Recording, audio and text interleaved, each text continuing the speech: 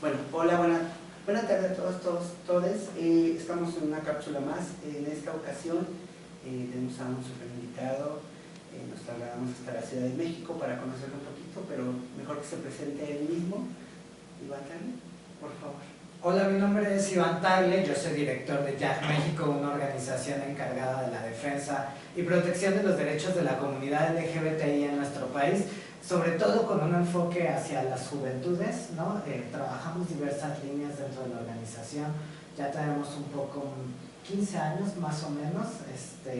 Esta organización en realidad no pretendía ver la luz, o sea, realmente fue un proyecto que se fue dando a raíz de situaciones que yo viví de muy joven, donde tuve que estar en situación de movilidad forzada, en situación de calle, y ahí es donde empiezo a conocer a muchos jóvenes, tanto de Ciudad de México, del Estado de México, de todos lados, jóvenes que habían huido de casa como yo, jóvenes que estaban huyendo de sus estados en movilidad forzada y que venían a la Ciudad de México como esperando, pensando que era una ciudad que les acogería o les abriría las puertas. Te estoy diciendo hace 15 años, o sea, realmente apenas estábamos, creo que en la transición del internet, chavos millennials, ¿no? Y ahí es donde me doy cuenta que muchas y muchos de nosotros estábamos viviendo como la misma obra de teatro, pero con diferente actor y en diferentes escenarios, ¿sabes? Pero era lo mismo. Entonces, en realidad, quienes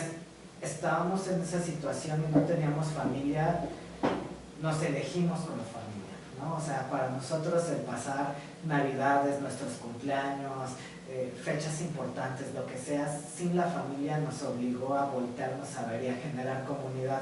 Sin nosotros pensarlo o quererlo, creo que fue una reacción y un mecanismo natural para sobrevivir a las calles, ¿no? En ese momento yo estaba tocando el violín en los metros de la ciudad para poder terminar mi carrera. Estaba estudiando ingeniería química petrolera en el Politécnico, y fue en el metro donde conozco justo a todas y todos los jóvenes, ¿no? O sea, literal, ¿no? Yo tocaba, pero pues estaba el último vagón, estaban las comadres, nos íbamos a la glorieta, ¿no? Y ahí te vas dando cuenta, yo me iba dando cuenta cómo en ese momento las juventudes sobrevivían en la calle. Tenía que ver con, tienes que ligarte a alguien el día de hoy porque si no, no duermes, ¿sabes? Entonces, hubo una generación literal que su forma de sobrevivir era el metro, ¿no? Era estar viendo literal quién puede dar apoyo, tanto de casa, ¿no? O había muchos jóvenes, algo que me sorprendió en ese momento es que había jóvenes que estaban en estas escuelas particulares, pero sin el apoyo de su familia, que tenían que pagar un montón de su colegiatura y no les quedaba más que ejercer el trabajo sexual, ¿no? Y entonces, en algún punto yo tenía una pareja, Adrián, él también era trabajador sexual, terminó en la cárcel y pues nos volteábamos a ver y era como, nadie nos está ayudando, nadie nos está escuchando, pues hay que hacer algo, ¿no? Y de repente para mí fue, hay que vernos los domingos de cada 15 días o cada semana, hay que vernos aquí, y escogimos por ahí el Parque España. Okay. Entonces primero éramos como unos 6 amigos donde nos reunimos un fin de semana, oye, ¿cómo estás? ¿Qué necesitas? ¿Quién puede dar qué? ¿No? A la siguiente semana éramos 24 jóvenes. A la siguiente semana éramos 36. O sea, en menos de un mes estábamos llegando a 47 personas en un parque, ¿no? Muchos jóvenes, te digo, en movilidad forzada, pero había otros jóvenes que simplemente pues se enteraban, llegaban y querían un espacio distinto a lo que se estaba ofreciendo en ese momento, que era todos vámonos al gueto, ¿no? O sea, a Zona Rosa, porque es el único espacio donde podemos bailar coreos, donde hay tardeadas, donde, ¿sabes? Y entonces no existía un espacio para nosotros en ese momento donde pudiéramos estar hablando de qué tan cabrón estábamos pasando. Lo que vas a entender es que en ese momento se crea ya o viene después. No, viene después ya, que en ese momento se empieza a crear un movimiento que nos autodenominamos Jóvenes LGBT México. Y era literal cómo vamos a ayudarnos entre las y los jóvenes para sobrevivir a esto que estamos pasando, ¿no? Y entonces era vámonos con la de la CNDH, y gritar y exigir y hablar y oye, ¿por qué no hay refugios? ¿No? Estuvimos nosotros peleando y hemos estado peleando por refugios funcionales en la Ciudad de México desde hace 15 años, ¿no? Entonces, lo primero que nos topábamos era, uno, con el adultocentrismo, ¿no? Así de la gente adulta que no te cree, ¿no? Y lo primero que me molestaba mucho cuando pedí el apoyo para compañeras, compañeros es ¿y cuántos son? ¿Cuántos? ¿Qué estadísticas tienen? ¿Dónde están los números que les respaldan? Y la gente nos exigía, nuestro gobierno, nuestra ciudad nos exigía que pues fuéramos personas profesionales, ¿sabes? Que supiéramos de política, de derechos humanos, o sea, te piden un montón de cosas para hacerte caso, para creerte, para no desperdiciar su tiempo. Y a nosotros en un tiempo, al inicio de este proyecto, pues eran puras puertas cerradas, ¿no? Lo que tuvimos que hacer fue tener una respuesta mucho más reaccionaria. Comenzamos a tener muchos problemas con el gobierno local y federal, ¿no? Sobre todo en los sexenios de Calderón y Enrique Peña Nieto. Y teníamos que ser muy reactivos en ese momento, ¿no? Porque se trataba de nuestra vida. Pasa el tiempo, el proyecto se hace más grande, pasan un montón de cosas. En ese momento estaba el gobierno de Obama abriendo una política internacional. Sale Hillary Clinton en Naciones Unidas, la primera vez que en Naciones Unidas hablan sobre un discurso impresionante sobre las personas LGBT, y al final de ese discurso Hillary Clinton dice: ordeno como política de gobierno a todas las embajadas a que busquen a las personas que están en calle para traerlas a Estados Unidos y que aprendan sobre defensa de derechos humanos. Entonces, en una de estas reuniones del Parque España, pues estamos todas las chicas, los chicos. Dato curioso, el primer taller de nuestro grupo que dimos ever era cómo ejercer el trabajo sexual así de manera responsable, ¿no? Para que veas cómo estábamos en ese momento todos como con los problemas, y llegan así tipo agentes Men in Black, ya sabes, del Departamento de Estado, observan lo que estamos haciendo, nos ven y me llevan a Estados Unidos. Para mí ese viaje me cambió la vida, o sea, mi realidad en ese momento era: estás fuera de casa, sin apoyo, tocando en la calle, ¿no? Así, Remy, ¿no? La triste historia. Y yo me había tenido ya que sacar la idea de jamás voy a conocer otro lugar en el mundo, o sea, pues no tengo recursos para una renta, ¿no? Apenas si puedo sobrevivir al día cuando se gana bien en el metro, la verdad. Sí, no puedo decir que no me iba mal, ¿sabes? O sea, me iba bien. Pero bueno, al final llego a Estados Unidos y vi que el trabajo que nosotros estábamos haciendo en Ciudad de México, nuestras contrapartes ya tenían un edificio de 3 pisos, ¿sabes? Tenían ya todo un trabajo sistematizado de housing, de reinserción, y para mí era llorar todo el tiempo porque fue la primera vez que me di cuenta de la desigualdad social que hay solo por las fronteras, por haber nacido en un código postal, en un país, ¿no? Tenemos que esforzarnos 20 veces más para poder estar ahí. Entonces, cuando yo llego a Ciudad de México, después de un tiempo de estar con diversas organizaciones y personas líderes en Estados Unidos, llego con una mente completamente distinta, ¿no? Donde decimos como la Defensoría de Derechos Humanos es un trabajo también. Y si nosotros hablamos de derechos humanos, también tenemos que hablar del derecho al trabajo, ¿no? Y pues, si tú estás desvelándote 24/7, pues tienes que comer, o sea, para que tú tengas un trabajo con más impacto, hay gente que tiene que también trabajar contigo, ¿no? No eres solo tú la persona que opera y que hace, porque si no el proyecto se queda en un solo activismo, en una sola personalidad, y entonces el alcance no va más allá que lo que diga la persona y el reflector en ese momento, ¿no? Para nosotros el llegar a decir, chicos, tenemos un sueño, y el sueño es llegar a que este proyecto haga algo distinto, ¿no? A todos les encantó, o sea, llegamos con una visión muy cañona, y ahí fue cuando dijimos, vamos a dejar de ser jóvenes alguna vez y los derechos LGBT también se tienen que ampliar a más poblaciones, y entonces creamos YAG, que es Amor en Maya, con la promesa de que fuese ese proyecto paraguas, que fuera un modelo a nivel nacional de ejemplo de política ciudadana, de acciones ciudadanas. Y en ese momento algo que teníamos mucho es que la mayoría de los que estábamos o pertenecemos a la asociación en algún punto de nuestras vidas fuimos sometidos a algún esfuerzo para reprimir nuestra orientación sexual o identidad de género, estos ECOSIG o las mal llamadas terapias de conversión.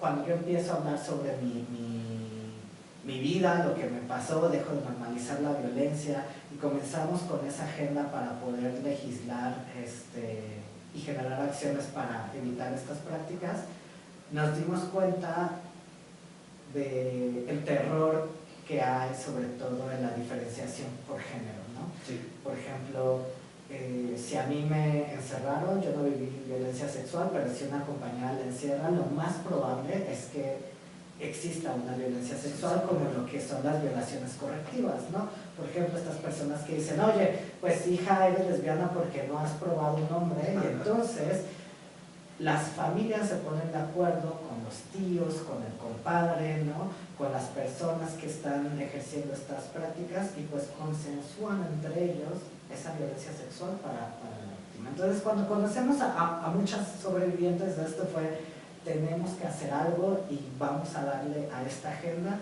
y afortunadamente Estamos hablando de hace como unos 6 años. Unos 6 años, estábamos como por 2015, 2016 más o menos, ya empezando a trabajar mucho con esta agenda, además de las otras que abrimos por la necesidad. El grupo creció un montón. Sí, claro. Y creció mucho porque, te digo, llevamos 15 años. Cuando yo inicié esto tenía 17 años, ¿sabes? 17 años. Entonces, la gente con la que iniciamos Jóvenes LGBT México crecimos, a quienes estuvimos ayudando en mucho tiempo crecieron, pudieron tener empleos, pudieron a muchos tener una vida más estable, y entonces voltearse al proyecto a decir, güey, me salvó la vida este proyecto y quiero que jamás en la vida un joven viva lo que nosotros vivimos. Entonces, a partir de eso, la organización crece y crecen sus programas. Nosotros estamos trabajando en diversos programas eje, que es lo que ya llamamos el modelo YAG, como de la gestión del cambio. Para eso, el principal que tenemos es el trabajo de base, el trabajo con la población, ¿no? Sobre todo a través del grupo de jóvenes LGBT México. Ahí nos reunimos los domingos de cada 15 días con jóvenes. Ahorita por tema de pandemia lo hacemos online y son jóvenes de todos los estados de la República, enfocados, por ejemplo, al desarrollo personal de las y los jóvenes, enfocados a los problemas y situaciones que están viviendo por el tema de la pandemia, ¿no? Muchos jóvenes, por ejemplo, están saliendo del closet ahorita. Nosotros teníamos la fortuna de, bueno, nos vamos a zona, nos vamos al antro, nos vamos a bailar, ¿no?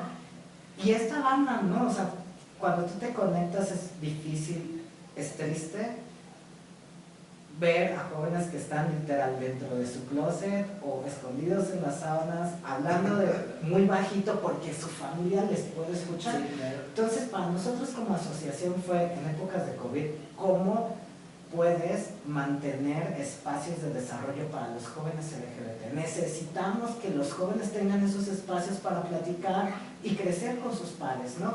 Bueno, aparte de ese programa, que aproximadamente traen como unos 30 jóvenes cada sesión, otro de los programas que tenemos es el programa feminista interseccional Mujeres Diversas YAG. Este es un programa que surge a partir de todas las mujeres dentro de la organización para decir, queremos nuestro espacio, queremos nuestra agenda autónoma, pero queremos caminar de la mano con YAG porque somos YAG y tiene que haber una propuesta o una apuesta al feminismo interseccional. Entonces, nosotros no sabíamos mucho, ¿no? De repente, dentro de la organización, ya es un movimiento, o sea, nosotros decimos, es una asociación civil, pero en realidad es todo un movimiento nacional, es muy político, ¿no? No deja de existir siempre el tema político, lo personal es político, ¿no? Y entonces es muy interesante cómo a partir de tus experiencias o liderazgo las personas pueden tener y compartir un mismo objetivo, ¿no? Un plan. Bueno, en ese momento había muchas chicas que estaban apostando por el separatismo, había muchas chicas que estaban apostando por el discurso TERF y había otras chicas que estaban apostando por el discurso interseccional.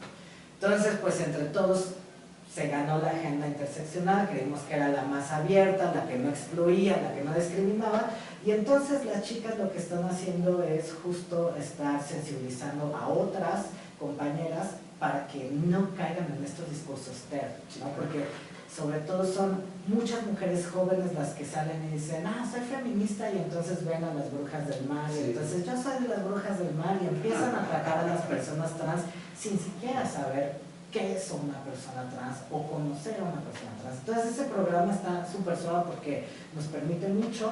Y el otro programa que tenemos ahí es Fortalécete LGBT. Fortalécete LGBT es la tropicalización de lo que me pasó en Estados Unidos. Cuando yo regreso de Estados Unidos dije, claro, la gente que estuvo antes de mí en el activismo no se preocupó por voltear con nuestras generaciones a decir cómo se mete una iniciativa, cómo negocias con los gobiernos, cómo bajas un financiamiento, cómo desarrollas un proyecto. Entonces este Fortalécete lo que hace es darle capacidades y habilidades a los jóvenes que están en otros estados, los becamos y tienen una oportunidad de estar durante un año en internship dentro de la organización para crecer sus propios proyectos. Una vez de ese año que están, van a sus localidades o a sus proyectos y pueden fortalecerlos, ¿no? Pero ahí me tocaste un tema interesante, el tema que dijiste de que las personas que estuvieran atrás también aclaramos esa parte, ¿no? No había quien les pudiera decir, porque era importante saber. Es muy cierto. Que las personas que empezaron esta lucha, no, o sea, lo hicieron a golpes y a lo que les decían, pero realmente no sabían.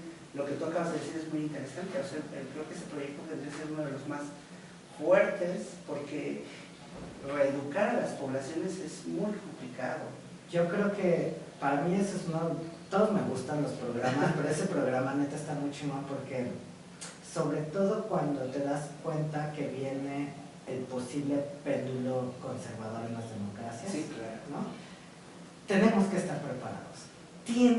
Tenemos 3 años, literal, para que toda una manada de generaciones esté en esos momentos defendiendo la democracia, defendiendo nuestros derechos, y necesitamos darles esas herramientas. Y tienes toda la razón, o sea, pues, muchos de nosotros estamos abriendo puertas que jamás nadie había abierto, y está muy cañón tener esa responsabilidad de cómo lo hago.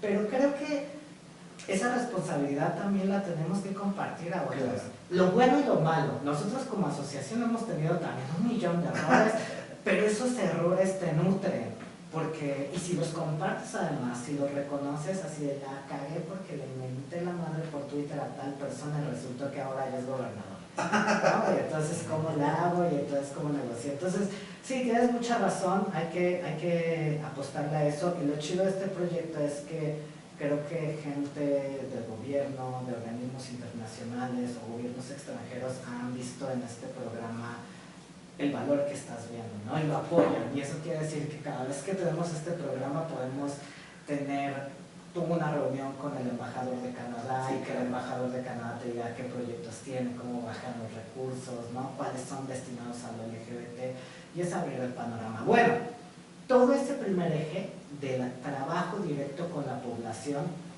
nos permite tener información, conocer qué es lo que está pasando día a día en la población. Es muy distinto el activismo que tal vez nosotros le llamamos en esta torre de marfil, ¿no? Que desde acá lo ves todo, pero nunca estás en contacto con las personas. Y para nosotros estar con las juventudes es importante porque te das cuenta del cambio generacional. O sea, yo ahorita te digo, tengo 32 años, ni por aquí estoy con los chicos de 17, 18. O sea, wow, ellos están en otros temas, sí, claro, completamente distintos, ¿no? Y entonces cuando escuchamos lo que están viviendo en medio de la pandemia, entonces nos da un eje de acción. Y ese eje de acción, esas vivencias nos permiten nuestro segundo pilar de la organización, que es la investigación. A partir de los fenómenos que estamos viendo, podemos enfocar ¿qué necesitamos? Siempre nos han pedido datos y entonces, por ejemplo, cuando empezamos a ver la organización que solo 4 de cada 10 jóvenes se identificaban como gays, mientras los otros 6 se identifican como no binarios, ¿no? Es como, ¿qué está pasando con el no binario en México? ¿Quién ha dicho algo? ¿Qué investigaciones hay? Cuando ves que no hay data es, vamos a hacer entonces una investigación, vamos a hacer una encuesta, vamos a reunirnos con las poblaciones y entonces esos números, esos datos en las investigaciones nos permiten muchas cosas. Dentro de la organización pudimos trabajar de la mano con Naciones Unidas para desarrollar el manual dirigido a profesionales de la salud mental, Nada que Curar, de la mano con gobiernos internacionales, gobiernos locales, vaya. Tenemos un eje muy sólido sobre investigación que afortunadamente está bien suave. El coordinador se llama Miguel Fuentes, él viene de la Universidad de California en Santa Bárbara, entonces tiene un conocimiento también muy interesante, pero algo que me gusta de él es que viene y plantea una filosofía de cómo investigar distinta en México, y es, no tenemos que ser extractivistas. Porque imagínate, llegaban un montón de investigadores a, oye, te pasó esto, queremos hacerte una entrevista para un estudio, y de repente en la semana veías que tenías 15 entrevistas con investigadores, ¿y qué te devuelven? Y en el sentido de qué te devuelven, porque, no sé, hablaba yo de mi caso de COSIG, y cada vez que uno habla esas cosas se quedan mal. Oye, muchas gracias, nos vemos. Y entonces tú te quedas en el hoyo y dices, oye, ¿cómo estás ayudando a la organización? ¿No? Además, si haces una investigación, ¿qué vas a hacer con esa investigación? Y Miguel trajo algo muy importante a la organización, que es toda investigación que hagamos tiene que servir para la incidencia política. Claro. No para ponerla ahí en el internet y que se pierde, que ganes una medallita de ya lo investigamos, no, es cómo ahora lo vas a convertir en acción. ¿Cómo revoluciona, no? Así es, por ejemplo, cuando pasó el tema del COVID-19, cuando empieza la pandemia, lo primero que dijimos es, tenemos que investigar, tenemos que sacar datos, tenemos que monitorear al gobierno, nadie sabe qué hacer, ni este gobierno ni todo el mundo. Entonces, lo que sí sabemos nosotros, y por la historia que tuvimos con el VIH-Sida, es que tenemos que investigar, tenemos que publicar, y así empezamos a hacer el informe de impactos diferenciales de la COVID-19 en la comunidad LGBTI en México. Está súper chingón. Entonces, esos datos nos permiten nuestro tercer eje de la organización.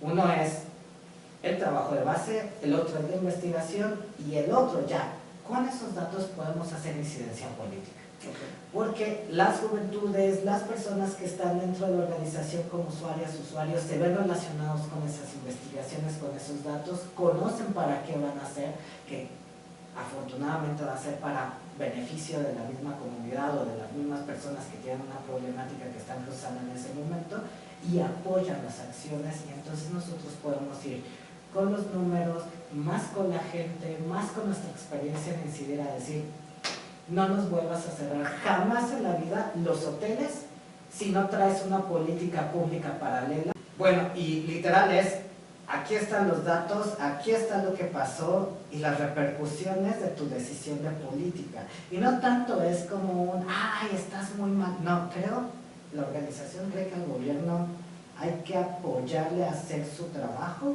en tanto a que muchas personas pueden tener la mejor de la voluntad y no conocer el tema. ¿Nos podrías decir, por ejemplo, algún caso donde esas investigaciones hayan cambiado alguna política pública? Me imagino que la Ciudad de México principalmente. Por ejemplo, bueno, una de las cosas que nos empieza a ayudar esto es, a partir de este informe nos dimos cuenta cómo el tema de la salud mental se vuelve prioridad en toda la población. Y claro, o sea, quienes nos están viendo, vaya, o sea, esta cuarentena, esta pandemia literal nos ha vuelto locos, ¿no? Y con esos datos nosotros podíamos incidir e interlocutar con las personas diputadas o tomadores de decisiones.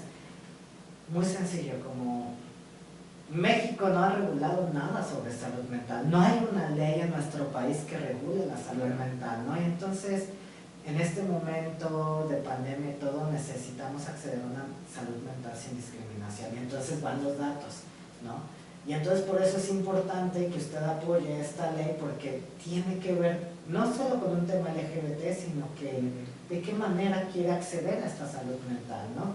Quiere un profesional de la salud mental que esté con el Torán, con la Ouija, con la Biblia, con lo que tú quieras, ¿no? Diciéndote que estás bien o mal, o quieres un profesional que se base en lo que dicen las organizaciones internacionales, los derechos humanos y la no discriminación, ¿no? Entonces, ese argumento en tema de pandemia creo que vino revolucionando todo, ¿no? La analogía de cómo las personas heterosexuales pueden conocer una millonésima parte de qué es estar en el closet con la cuarentena, ¿no? De quién va a salir de una casa cuando te dicen te van a pegar o te va a pasar algo, te vas a morir porque hay un virus invisible, renuncias a todos tus derechos, te guardas en la casa y entonces tu cabeza se vuelve loca, tu salud mental se merma. Ahora imagínate, 17 años en el closet, en cuarentena, eso es lo que la comunidad LGBTI vivimos, o sea, una cuarentena permanente por estar dentro del closet. Y eso apelaba a las personas hetero y decían, sí es cierto, o sea, si yo he estado un año encerrado sin ver a gente, sin poder salir, imagínate estar 17, 18, hay gente que hasta los 40 y tantos sigue en el closet, ¿no? Daña la salud mental, daña a nuestra persona. Ese tipo de políticas han ayudado, lo mismo nos ayudó con el gobierno de Jalisco, ¿no? Para poder estar trabajando ahorita de la mano en políticas de atención a personas que han sido víctimas de violencia y discriminación. Con este movimiento, aparte de Ciudad de México y Jalisco que lo estás mencionando, ¿qué otros estados, o estás a nivel nacional, internacional? Digo, es importante saber hasta dónde está el alcance del movimiento o la asociación ya. Ahorita trabajamos mucho a nivel nacional, sobre todo, lo que nos interesa el tema es algo mucho más federal.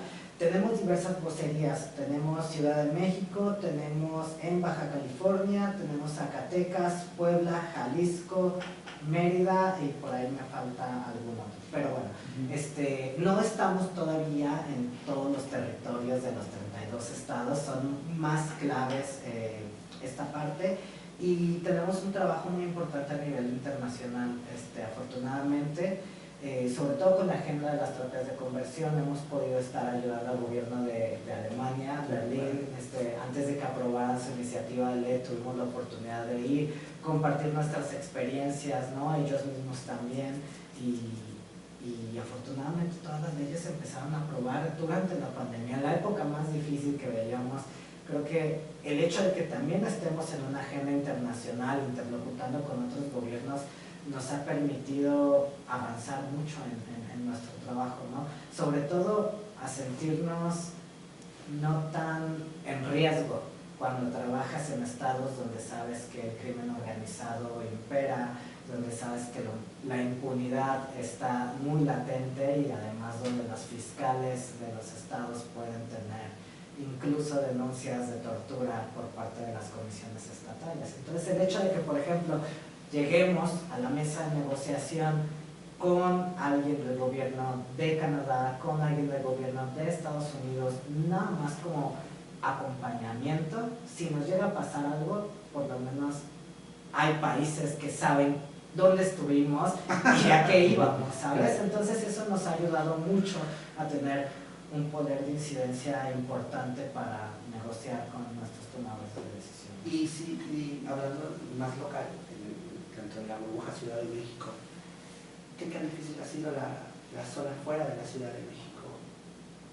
¿Es lo mismo? Nosotros que somos del Estado de México, nos damos cuenta que la población LGBT del Estado de México, de los otros estados, es muy distinta a la población de la Ciudad de México. Hablamos de una burbuja de derechos. Fuera de esa burbuja, ahora que entraron a Jalisco, me comentabas, ¿fueron las mismas problemáticas? No, eso es algo bien interesante, sí, ¿no? Cada estado tiene una realidad completamente distinta, activismos completamente distintos, tanto sus políticas, o sea, para empezar, desde estar mapeando, a ver, ¿quién es el gobernador? ¿De qué partido? ¿No? En este estado. quiénes son los del Congreso y cómo está dividido en este estado, quiénes son los líderes y qué han hecho y qué tan fácil es trabajar con ellos en este estado. Entonces, te puedo decir que sí, es un mar de diferencia. Incluso en la Ciudad de México también llega a ser un mar de diferencia. O sea, no es lo mismo estar hablando con las organizaciones que estamos más en el centro, por ejemplo, organizaciones que están más en la periferia. No es lo mismo hablar también del acceso a derechos de educación, los niveles de educación que te permiten no normalizar violencias o que te permiten desarrollos de proyectos para fortalecer tu activismo. Al final, lo que puedo decirte es que algo que he aprendido a lo largo de todos estos años es que somos una comunidad, sí. Y porque somos una comunidad, siempre he dicho que compartimos todos la discriminación. Sí, claro. Eso es lo común que nos llega a unir, desafortunadamente, ¿no? O sea, que muchas y muchos de nosotros hemos sido discriminadas, discriminadas, y hay un sistema que todo lo hegemónico lo patologiza, lo criminaliza. Eso nos hace tener comunidad. Fuera de eso, todos somos muy distintos. Sí. Las políticas, las acciones se tienen que ver incluso no solo por área, sino por población, por individuo. No es lo mismo estar hablando de por ejemplo, de un joven gay cis que vive en Ecatepec a una chica trans indígena que puede estar en la Sierra Tarahumara, ¿no? Entonces, creo que en este termómetro de las vulnerabilidades siempre va a haber alguien más privilegiado y el otro no, o la otra no tanto. Creo que el reto es ver las acciones de manera diferenciada por las poblaciones, ¿no? Porque aún así dentro de, hablemos del Estado de México, que por supuesto hay retos enormes, pero también en el Estado de México hay lugares muy ricos y lugares de extrema pobreza, ¿no? Y entonces las realidades son completamente distintas. Bueno, pero hablemos de la discriminación, es la misma. A final de cuentas, lo que nos mantiene en esta comunidad es que sí, existe un sistema que nos discrimina y que por eso tu lucha es mi lucha. Sí, claro. ¿No? Y no nos podemos conocer mucho, pero te respeto, te admiro y entonces estamos en la misma lucha y podremos tener como diferencias, ¿no? Y creo que ahí es donde, ay, se está poniendo bien bueno esto, no sé si hablar de cosas que no, pero creo que es ahí donde se definen los activismos, ¿no? Sí. Quien propone y construye o quien mete el pie y critica. Entonces nosotros estamos siempre en, si yo no estoy de acuerdo con tu perspectiva, tu forma de trabajar, ni voy a decir nada, voy a demostrar con trabajo cómo se hace. Y el trabajo y los resultados hablan, pero hay otras personas que no. Entonces eso es complejo y al final creo que muchas personas dentro de la comunidad también empiezan a replicar eso y nos hace a veces no llegar tan rápido. Lo que dices es correcto. Yo siempre he creído que si no fuera por esas diferencias, no hubiéramos logrado tanto. Lo he considerado desde esa parte. Creo que si todos fuéramos como en el mismo canal, a lo mejor lo lograríamos más. Pero aclaremos que sean dentro de la misma población, los mismos activistas, defensores o líderes sociales, se han generado bloques de esto, bloques de aquello, bloques de... Pero creo que eso ha hecho muchas cosas, porque a lo mejor tú, como ya dices, yo me enfoco a tres ejes, me enfoco a el ecocid y todo este sistema, pero a veces, por ejemplo, la lucha de las mujeres trans, pues la veo otro sector, y de repente la lucha de las mujeres lesbianas, la lucha de las mushes, la lucha de las poblaciones originarias ha sido eso, pero creo que eso ha hecho que ahorita, desde tu punto de vista, que creo que sería importante saberlo, ha sido una revolución en cuanto a derechos LGBT. A nivel, vamos a hablarlo Ciudad de México, pero también, si se hace en la Ciudad de México, sabemos que es un espejo que se va a reflejar en los demás estados. Primero la periferia y después hablamos de los estados más lejanos, pero si no fuera que no pasa aquí, no va a pasar como alrededor. Creo que eso ha sido un cambio importante, pero sí nos gustaría saber, ¿tú cómo lo ves? ¿Cómo lo veo? Yo creo que el mayor valor de una sociedad está en su diversidad. No hay más. Y eso quiere decir entonces que se agradece que existan agendas y personas porque uno no puede hacerlo todo. O sea, tú no puedes estar en todas las luchas, más la de discapacidad interseccional. No, o sea, creo que es algo muy rico que podamos estar viendo a otros espacios, otros grupos avanzar. Y sí, la Ciudad de México ha sido ejemplo en muchas políticas, pero creo que no solo es la Ciudad de México, sino cualquier estado que haga por primera vez algo que no había sucedido. Por ejemplo, ¿no? El gobierno de Jalisco no legisla el tema de identidad de género y sale por primera vez en la historia del país un gobernador con un decreto, que aún así es un decreto, es importantísimo, y por decreto sale. Y entonces, ¿dónde quedó Ciudad de México, la ciudad de vanguardia? En segundo lugar, Claudia Sheinbaum le tuvo que copiar básicamente también a esta parte, independientemente de los partidos, ¿no? Los lugares, porque podríamos ver a Jalisco como un estado súper conservador, pero lo hizo por primera vez y la Ciudad de México replicó esa experiencia. Entonces yo creo que mientras tengamos en esa mente o en nuestra cabeza que lo que luchemos puede literal cambiar todo un sistema, es real, es que es real, o sea, te ahorras una década de luchas. Sí, ¿no? claro. Entonces me parece importante esa diversidad, apostar siempre a la pluralidad, ¿no? A la diferencia de pensamientos y acciones, creo que siempre suman mucho las cosas. Y nada, siempre digo, o sea, si hay algo que no te gusta, hazlo mejor, ¿no? Pero demuéstralo. Muy excelente. Creo que esa parte es muy interesante. Ya estamos casi a tiempo, entonces sería muy importante que nos pudieras dar un último mensaje para que lo podamos, y principalmente dónde podemos encontrar con tus redes sociales y todo.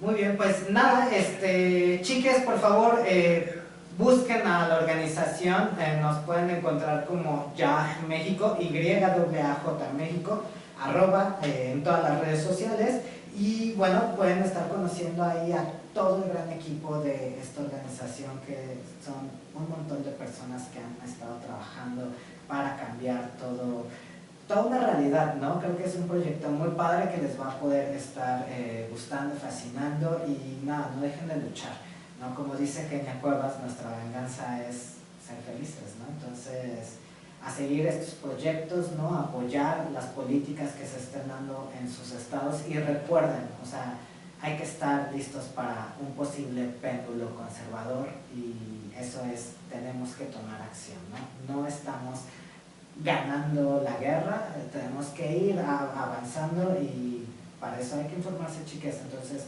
búsquenos. Te agradezco. Pues miren, antes de irnos y antes de despedirnos, quiero agradecerte, gracias por haber aceptado la invitación. Esperamos que no sea la última vez que te podamos tener en este espacio, y principalmente hacerte aquí públicamente la invitación a que tú y tu equipo de trabajo puedan conocer lo que se está haciendo en Ecatepec. Y hablamos de un municipio, pero sabemos que es el municipio con mayor población a nivel Latinoamérica, entonces eso es algo impactante, y que un municipio que siempre ha sido un municipio de usos y costumbres, que ha sido de machismo, hoy tenga una dirección de diversidad. Para nosotros sería un honor que nos pudieras acompañar cualquiera de estos días, sería cuestión de que tú nos digas. Y antes de despedirnos, recuerden que la Dirección de Diversidad está ubicada en el edificio alterno del Palacio Municipal, y que contamos con 2 casas de la diversidad, una ubicada en el Ósper y la otra en Jardines de Morelos, donde se replican las acciones que se generan en la misma dirección. Recuerden que tenemos pruebas de VIH, sífilis y hepatitis, así como acompañamientos en temas de violencia, y obviamente acompañamientos en el cambio de identidad legal. Asimismo, tenemos campañas aún vigentes como son negocios incluyentes, y esperen nuestros próximos proyectos, por favor. Nos estamos viendo en el próximo capítulo. Gracias. Gracias.